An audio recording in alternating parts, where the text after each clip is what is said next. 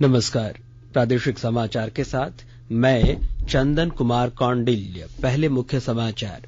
प्रधानमंत्री नरेंद्र मोदी ने की वीरभूमि हिंसा की निंदा। पश्चिम बंगाल के लोगों से की अपराधियों को बढ़ावा देने वालों को कभी क्षमा नहीं करने की अपील। विधानसभा के बजट सत्र के 16वें दिन की कार्यवाही जारी। विपक्षी सदस्यों ने रामनवमी जुलूस और नियोजन नीति को लेकर सदन के बाहर किया प्रदर्शन। राज्य में कड़ी सुरक्षा व्यवस्था के बीच 1936 केंद्रों पर मैट्रिक और इंटर की परीक्षा शुरू। करीब 7 लाख विद्यार्थी परीक्षा में हो रहे हैं शामिल। और हैदराबाद की पुलिस ने झारखंड के रामगढ़ जिले से 6 साइबर अपराधियों को किया गिरफ्तार। कई आपत्तिजनक चीजें बरामद। और समाचार से पहले एक जरूरी संदेश। श्रोताओं से अपील है कि कोविड से सुरक्षित रहने के लिए कृपया इन 4 सरल उपायों का पालन अवश्य करें। पूर्ण टीकाकरण कराएं, मास्क पहनें, 2 गज की सुरक्षित दूरी बनाए रखें, हाथ और चेहरे को साफ रखें। और अब समाचार विस्तार से। प्रधानमंत्री नरेंद्र मोदी ने वीरभूमि में हुई हिंसा की घटनाओं के लिए दुख और संवेदना व्यक्त की। उन्होंने आशा व्यक्त की है कि राज्य सरकार जघन्य अपराध करने वालों को निश्चित रूप से सजा देगी। उन्होंने लोगों से ऐसी घटनाओं को अंजाम देने वाले अपराधियों और उनके समर्थकों को कभी क्षमा नहीं करने की अपील की। प्रधानमंत्री ने अपराधियों को पकड़ने के लिए राज्य सरकार को हर संभव सहायता देने का आश्वासन भी दिया है। केंद्र सरकार की तरफ से मैं राज्य को इस बात के लिए भी आश्वस्त करता हूं कि अपराधियों को जल्द से जल्द सजा दिलवाने में जो भी मदद वो चाहेगी, भारत सरकार मुहैया कराई जाएगी। प्रधानमंत्री नरेंद्र मोदी ने खुशी व्यक्त की है कि सरकारी खरीद ई बाजार मंच जैम को 1 साल में ही 1 लाख करोड़ रुपए मूल्य के खरीद ऑर्डर मिले हैं। ट्वीट संदेश में श्री मोदी ने कहा कि यह पिछले वर्षों के मुकाबले उल्लेखनीय बढ़ोतरी है। सरकारी ई खरीद मंच जैम विशेष रूप से सूक्ष्म लघु और मध्यम उद्यम मंत्रालय को सशक्त बना रहा है, जिसमें 57% मूल्य के ऑर्डर एमएसएमई क्षेत्र से आते हैं। जैम सरकारी खरीद एजेंसियों को एमएसएमई विक्रेताओं का चयन करने का विकल्प उपलब्ध कराता है। और भारत ने सतह से सतह पर मार करने वाली सुपरसोनिक क्रूज मिसाइल ब्रह्मोस का अंडमान निकोबार में सफल परीक्षण किया है। विस्तारित रेंज मिसाइल ने अपना लक्ष्य 100% भेदने में सफलता हासिल की। Air chief marshal V R Chaudhari ने ब्रह्मोस मिसाइल के सफल परीक्षण पर बधाई दी है। झारखंड विधानसभा के बजट सत्र के 16वें दिन की कार्यवाही आज जारी है। प्रथम पाली में प्रश्नकाल के दौरान सदस्यों के सवालों के जवाब सरकार की ओर से दिए गए। इससे पहले कई विधायकों ने अपने अपने क्षेत्र की समस्याओं और खतियान के आधार पर नियोजन नीति तैयार करने की मांग को लेकर सदन के बाहर प्रदर्शन किया। इस बीच कांग्रेस विधायक बंधु तिर्की ने कहा कि सरकार को आदिवासियों और मूलवासियों को ध्यान में रखकर नियोजन नीति तैयार करनी चाहिए। वहीं हजारीबाग विधायक मनीष जायसवाल ने सरकार से रामनवमी जुलूस निकालने की अनुमति देने की अपील की। राष्ट्रव्यापी टीकाकरण अभियान के अंतर्गत देश में अब तक 182 करोड़ 23 लाख से अधिक कोविड रोधी टीके लगाए जा चुके हैं। केंद्रीय स्वास्थ्य मंत्रालय ने कहा है कि पिछले 24 घंटों में 31 लाख से अधिक टीके लगाए गए। इस दौरान देश में कुल 1938 नए मामले सामने आए हैं। स्वस्थ होने की दर 98.75% हो गई है। पिछले 24 घंटे के दौरान कुल 2531 लोग स्वस्थ भी हुए हैं। वहीं राज्य में कोविड मामलों में लगातार कमी देखी जा रही है। पिछले 24 घंटे में राज्य में 17,000 से ज्यादा सैंपलों की जांच की गई, जिनमें महज 9 कोविड संक्रमित पाए गए हैं, जबकि इस दौरान राज्य भर में 33 कोविड संक्रमित ठीक भी हुए हैं। राज्य में एक्टिव केस की संख्या घटकर अब मात्र 70 रह गई है। इधर केंद्र सरकार ने कहा है कि कोविड नियंत्रण उपायों के लिए आपदा प्रबंधन अधिनियम के प्रावधान अब आगे जारी रखने की आवश्यकता नहीं है। यह फैसला देश में कोविड-19 के रोगियों की संख्या में तीव्र गिरावट को देखते हुए किया गया है। इस महीने की 31 तारीख को मौजूदा आदेश की अवधि समाप्त होने के बाद गृह मंत्रालय द्वारा राज्यों को आगे कोई आदेश जारी नहीं किया जाएगा। केंद्र ने राज्यों और केंद्र शासित प्रदेशों को यह सलाह भी दी है कि वे अधिनियम के तहत जारी किए गए आदेशों और दिशा निर्देशों को वापस ले लें। केंद्रीय गृह सचिव अजय भल्ला ने सभी राज्यों और केंद्र शासित प्रदेशों को इस आशय का पत्र भी लिखा है, परंतु मास्क लगाने और हाथ धोने सहित कोविड नियंत्रण के उपाय आगे भी जारी रहेंगे। पाकुड़ जिला प्रशासन महिला सशक्तिकरण पर विशेष जोर दे रहा है। इसके लिए सखी मंडलों से जुड़ी महिलाओं को बकरी पालन का प्रशिक्षण देकर स्वरोजगार से जोड़ने की पहल की जा रही है। पेश है हमारे संवाददाता की एक रिपोर्ट।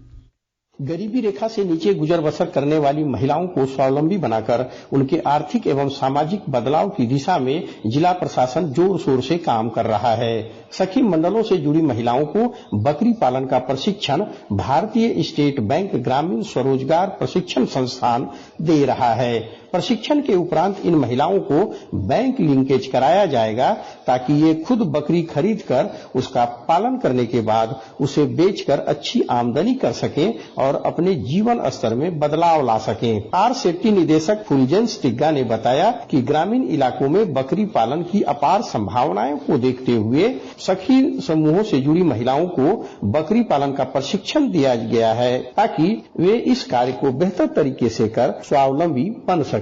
राम प्रसाद सिन्हा, आकाशवाणी समाचार, पाकुड़। और आकाशवाणी के ताजातरीन समाचारों के लिए आप हमारी वेबसाइट newsonair.com पर लॉग इन कर सकते हैं। ताजा समाचार Twitter handle @AIR news alerts और Facebook page all India radio news पर भी उपलब्ध है। आप प्रादेशिक समाचार एकांश के ट्विटर हैंडल @AIR news_रांची और फेसबुक पेज, इंस्टाग्राम पेज और YouTube channel AIR news Ranchi पर भी हमारे बुलेटिन सुन सकते हैं। प्रादेशिक समाचार आप आकाशवाणी रांची से सुन रहे हैं और अब पेश है कोरोना से बचाव के कुछ संदेश। कोविड-19 से बचाव और सुरक्षित रहने के 3 उपाय। मास्क लगाएं, 2 गज दूरी है जरूरी, सुरक्षित दूरी रखें, हाथ और मुंह साफ रखें।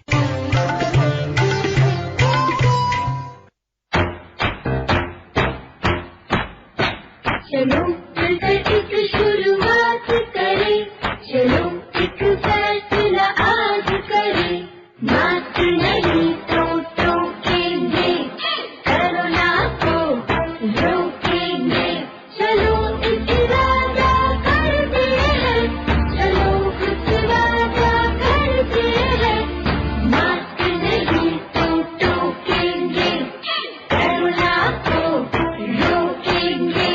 भारत सरकार द्वारा जनहित में जारी। और प्रादेशिक समाचार में आपका एक बार फिर से स्वागत है। झारखंड एकेडमिक काउंसिल की मैट्रिक और इंटर की परीक्षा आज से शुरू हो रही है।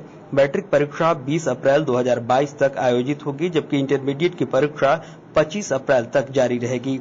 दोनों परीक्षाएं 2 पालियों में आयोजित की जाएंगी। झारखंड एकेडमिक काउंसिल की ओर से आयोजित मैट्रिक परीक्षा में 3,99,010 विद्यार्थी और इंटर में 2,81,436 विद्यार्थी शामिल होंगे। जैक की ओर से जारी आंकड़ों के अनुसार मैट्रिक परीक्षा के सफल आयोजन के लिए राज्य भर में 1256 सेंटर बनाए गए हैं, जबकि इंटर की परीक्षा के लिए 680 केंद्र बनाए गए हैं। गिरिडीह जिले में जल संरक्षण के प्रति लोगों को जागरूक करने के लिए जिला प्रशासन की ओर से कई पहल की जा रही है। विस्तृत रिपोर्ट दे रहे हैं हमारे संवाददाता। लोगों को जल संरक्षण के प्रति जागरूक करने के लिए गिरिडीह जिला प्रशासन ने पहल करते हुए जल जागरूकता रथ को रवाना किया है। गिरिडीह डीसी नमन प्रेस लकड़ा ने बताया कि रथ के माध्यम से लोगों को गंदा जल प्रबंधन, जल स्रोत, स्वच्छता सर्वे के बारे में लोगों को विस्तार से जानकारी दी जाएगी। डीसी ने बताया कि जल है तो कल है, लोग अगर इस मंत्र को भूल गए तो भविष्य में बहुत परेशानी होगी। डीसी लकड़ा ने बताया कि जल जागरूकता रथ जिले के सभी 13 प्रखंडों और पंचायतों में जाकर लोगों को जागरूक करने का काम कर रही है। रमेश प्रभाकर, आकाशवाणी समाचार, गिरिडीह। हैदराबाद की साइबराबाद थाना पुलिस की स्पेशल टीम ने झारखंड के रामगढ़ से 6 साइबर अपराधियों को गिरफ्तार किया है। ये सभी अपराधी शहर के एक होटल में ठहरे हुए थे। पुलिस ने बताया कि इन साइबर अपराधियों के मोबाइल के लोकेशन को पिछले कई दिनों से ट्रेस किया जा रहा था। लगातार लोकेशन बदलने के कारण इनकी गिरफ्तारी में परेशानी हो रही थी। पहले दिल्ली, इसके बाद रामगढ़ कैंट का लोकेशन मिलने के बाद पुलिस टीम झारखंड पहुंची और पुलिस ने बताया कि अपराधियों के पास से कई mobile phone, SIM, laptop, electronic सामान बरामद किए गए हैं। ये सभी अपराधी ऑनलाइन साइबर क्राइम कर रहे थे। इनकी बहुत दिनों से तलाश थी। इधर रांची टाटा हाईवे पर दशम फॉल के पास एक सड़क हादसे में 2 युवकों की मौत हो गई। दोनों युवक बुंडू प्रखंड में रोजगार सेवक थे। दोनों विभागीय प्रतियोगिता में रांची में फुटबॉल खेलकर बाइक से बुंडू लौट रहे थे। वही घटना कल शाम लगभग 7 बजे की है। बताया जाता है कि नाइलगाढ़ा स्थित मयूर वन ढाबा के पास पहले से खड़े एक ट्रक से बाइक टकरा गई और दोनों बाइक सवार युवकों की घटनास्थल पर ही मौत हो गई। इधर नोट बदलने के नाम पर लोगों से ठगी करने वाले अंतर्राज्यीय गिरोह के एक सदस्य को कोडरमा पुलिस ने गिरफ्तार किया है। बिहार के बख्तियारपुर से गिरफ्तार किए गए जितेंद्र कुमार के पास से ठगी के 1,02,000 रुपए भी बरामद किए गए हैं। 14 मार्च को कोडरमा के तिलैया थाना क्षेत्र स्थित मुख्य डाकघर के बाहर एक युवती से 84,000 रुपए और उसी दिन कर्मा के यूनियन बैंक की शाखा के बाहर से 18,000 रुपए की ठगी जितेंद्र कुमार ने नोट बदलने के नाम पर कर ली थी। मामले की जानकारी देते हुए एसडीपीओ अशोक कुमार ने बताया कि रुपए बदलने के नाम पर ठगी का यह पहला मामला था और इस मामले में पुलिस ने ठगी की 100% रकम बरामद कर ली है और अपराधी को भी गिरफ्तार कर लिया है। आज विश्व क्षय रोग दिवस है। क्षय रोग यानी टीबी के स्वास्थ्य पर पड़ने वाले दुष्प्रभावों तथा सामाजिक आर्थिक परिणामों के बारे में लोगों को जागरूक करने के लिए यह दिन हर वर्ष 24 मार्च को मनाया जाता है। इसे डॉक्टर रॉबर्ट कोच की जयंती के रूप में भी मनाया जाता है, जिन्होंने 1882 में टीबी के विषाणु की खोज की थी। वहीं राष्ट्रपति रामनाथ कोविंद ने 2025 तक भारत को क्षय रोग मुक्त बनाने का लक्ष्य हासिल करने के लिए एकजुट प्रयास करने की आवश्यकता पर बल दिया है। विश्व क्षय रोग दिवस के अवसर पर एक संदेश में श्री कोविंद ने क्षय रोग से मुक्त होने वाले ऐसे व्यक्तियों को बधाई दी जो स्वयं स्वस्थ होने के बाद अन्य लोगों का मार्ग प्रशस्त कर रहे हैं। राष्ट्रपति ने कहा कि कोविड महामारी और कोरोना के नए वेरिएंट आने से देश के स्वास्थ्य देखभाल ढांचे पर अभूतपूर्व दबाव पड़ा है। उन्होंने कहा कि इससे स्वास्थ्य देखभाल ढांचे को असाधारण चुनौती का सामना करना पड़ रहा है। और केंद्रीय स्वास्थ्य मंत्री मनसुख मांडविया ने 2025 तक भारत को तपेदिक से मुक्त कराने का देश का संकल्प दोहराया है। विश्व क्षय दिवस के अवसर पर एक ट्वीट में श्री मांडविया ने कहा कि गुणवत्तापूर्ण स्वास्थ्य देखभाल और अत्याधुनिक उपचार तक पहुंच कायम करते हुए यह लक्ष्य हासिल किया जाएगा। उन्होंने कहा कि क्षय रोग की रोकथाम और उपचार संभव है। श्री मांडविया ने कहा कि क्षय रोग का खात्मा करने और भारत को स्वस्थ और रोग मुक्त बनाने के लिए सभी को मिलकर काम करना होगा। और अमृत महोत्सव के तहत आकाशवाणी के साप्ताहिक क्विज में आइए आप भी शामिल हों। आजादी के 75 वर्षों का पर्व अमृत महोत्सव प्रत्येक बुधवार शाम 7 बजे प्रसारित होने वाले प्रादेशिक समाचार के दौरान पूछे गए प्रश्न का सही उत्तर देने वाले एक प्रतिभागी इनाम का हकदार होगा। इसके लिए सुनते रहें आकाशवाणी रांची का प्रसारण।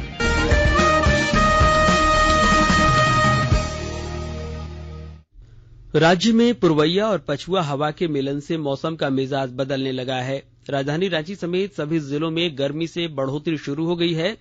वहीं पिछले 24 घंटे के दौरान राज्य का मौसम शुष्क रहा। रांची में गुरुवार का तापमान अधिकतम 36 डिग्री और न्यूनतम 22 डिग्री सेल्सियस रिकॉर्ड किया गया। वहीं पिछले 24 घंटे में सबसे अधिक 40.3 डिग्री सेल्सियस गोड्डा और सबसे कम 17.5 डिग्री सेल्सियस गढ़वा का तापमान दर्ज किया गया है। रांची मौसम विज्ञान केंद्र के अनुसार अगले 3 दिनों तक दिन के तापमान में कोई बड़े बदलाव की संभावना नहीं है। Indian Premier League Tata IPL 2022 के 15वें संस्करण की शुरुआत शनिवार से हो रही है। इस संस्करण में 4 प्ले ऑफ के लिए 10 टीमें प्रतिस्पर्धा करेंगी। आईपीएल के इस सीजन के लिए बीसीसीआई ने 2 नई टीमें लखनऊ सुपर जायंट्स और गुजरात टाइटंस को शामिल किया है। शनिवार को मुंबई में ओपनिंग मैच में पिछली बार की विजेता Chennai super Kings Kolkata night Riders से भिड़ेगी। वहीं टूर्नामेंट का फाइनल मैच 19 मई को अहमदाबाद में खेले जाने की संभावना है। और झारखंड स्टेट क्रिकेट एसोसिएशन की ओर से कोडरमा में खेले जा रहे inter district under 19 cricket tournament में कोडरमा के अलावा सरायकेला खरसावां, खूंटी और गुमला जिले की टीमें हिस्सा ले रही हैं। अब तक खेले 3 मुकाबले में जहां गुमला की टीम ने 1 मैच जीता है, वहीं कोडरमा की टीम ने 2 मैचों में खूंटी और गुमला को हराकर प्लेट ग्रुप में टॉप पर काबिज है। आज खूंटी और सरायकेला खरसावां की टीम के बीच मैच खेले जा रहे हैं। 50-50 ओवर के सारे मैच गुमो के झूमर मैदान में आयोजित किए जा रहे हैं। मैच में बतौर अंपायर, स्कोरर और ऑब्जर्वर बोकारो और जमशेदपुर से आए हैं, जो टूर्नामेंट के हर मैच पर बारीकी से नजर रखे हुए हैं। इधर कोडरमा जिला क्रिकेट एसोसिएशन भी अंडर 19 क्रिकेट टूर्नामेंट के आयोजन को लेकर उत्साहित है। कोडरमा जिला क्रिकेट एसोसिएशन के सचिव दिनेश कुमार सिंह ने बताया कि टूर्नामेंट के सफल आयोजन को लेकर एसोसिएशन के पदाधिकारी लगे हुए हैं और झारखंड क्रिकेट एसोसिएशन के मापदंडों के अनुसार इसका आयोजन किया जा रहा है। और अंत में मुख्य समाचार एक बार फिर। प्रधानमंत्री नरेंद्र मोदी ने की बीरभूम हिंसा की निंदा। पश्चिम बंगाल के लोगों से की अपराधियों को बढ़ावा देने वालों को कभी क्षमा नहीं करने की अपील। विधानसभा के बजट सत्र के 16वें दिन की कार्रवाई जारी। विपक्षी सदस्यों ने रामनवमी जुलूस और नियोजन नीति को लेकर सदन के बाहर किया प्रदर्शन। राज्य में कड़ी सुरक्षा व्यवस्था के बीच 1936 केंद्रों पर मैट्रिक और इंटर की परीक्षा शुरू। करीब 7 लाख विद्यार्थी परीक्षा में हो रहे हैं शामिल। और हैदराबाद की पुलिस ने झारखंड के रामगढ़ जिले से 6 साइबर अपराधियों को किया गिरफ्तार। कई आपत्तिजनक चीजें बरामद। इसके साथ ही आकाशवाणी रांची से प्रादेशिक समाचार का यह बुलेटिन समाप्त हुआ। नमस्कार।